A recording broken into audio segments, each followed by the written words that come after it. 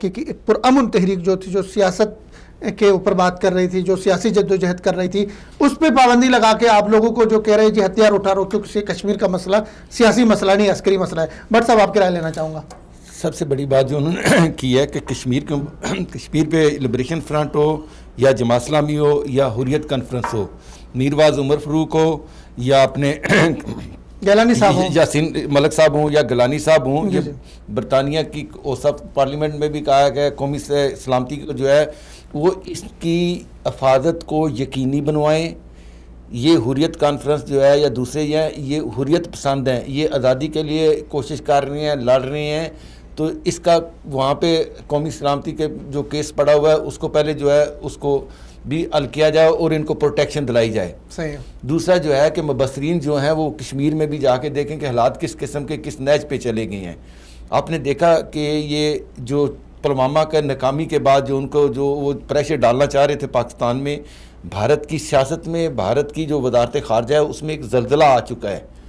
ان کی جو پرتیں ہیں نا، وہ جو طے کی پرتیں ہیں وہ ہل چکی ہیں۔ اپنے خوف خفت اور اپنے ڈر کو اپنے اس کو مٹانے کے لیے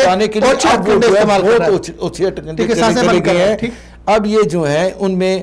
آر ایس ایس ہو یا بی جے پی ہو، یہ اپنی عوام کے اندر ایک کشمیر کے لیے نفرت، ایک پاکستان کے لیے نفرت پھیلا رہے ہیں اور تعصب کی عینک سے دیکھ رہے ہیں۔ صحیح۔ اب ہمارا چکر ووٹ کا ہے، سب ووٹ کا، ووٹ سے زیادہ اب آپ یہ دیکھیں کہ بھارت جو اس کو سمجھ رہا ہے کہ ہم نہ پاکستان سے جنگ میں مقابلہ کر سکتے ہیں اور نہ کشمیر کے وہ مسئلے کو پس منظر کرنے کے لیے ان کی جو سب سے بڑی جو حکمت عملی ہے، جو بالخصوص پاکستان کے لیے سوچنے کی بات ہے، ہمارے سفارت خانوں کو سوچنے کی بات ہے، وزارت خارجہ کو سوچنے کی بات ہے، وہ یہ ہے کہ ان کا جو سب سے بڑا جو ایشو اٹھارہ چاہ رہے ہیں، یہ اپنی اس پہ بات کر رہے تھے کہ ہمیں وزارت خارجہ کو دیکھنا چاہیے کہ ہمیں یہ اپنا جو ان کی جو کوشش ہے اس ٹائم کہ پاکستان جو گرے لسٹ میں ہے اس کو بلیک لسٹ میں لے کے آ جائے۔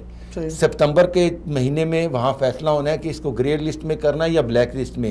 یہ بھارت، چلو وہ تو بھارت کی پاکستان سے دشمنی کسی سے ڈر کی چھپی نہیں ہے، لیکن کشمیر جس کو بھارت اس کو اپنا حصہ کہہ رہا ہے، وہ حصہ کہہ رہا ہے، اپنے لوگ کہہ رہا ہے، اور ان کے گولیاں برسا رہے ہیں، 8 لاکھ فوج اس پہ رکھی ہوئی ہے، ان کو اندھا کر رہا ہے، ان کے حقوق جو ہے نا ان کو غصب کر رہا ہے، وہاں لوگوں پہ پابندیاں لگ رہا ہے، ان کا جو ناطقہ بند کر رہا ہے، وہی تو میں کہہ رہا ہوں پاکستان سے چلو ان کی دشمنی ہے، لیکن ان کشمیریوں سے کیا دشمنی ہے؟ وہ تو تمہارے لوگ ہیں۔ وہ تو کشمیر کے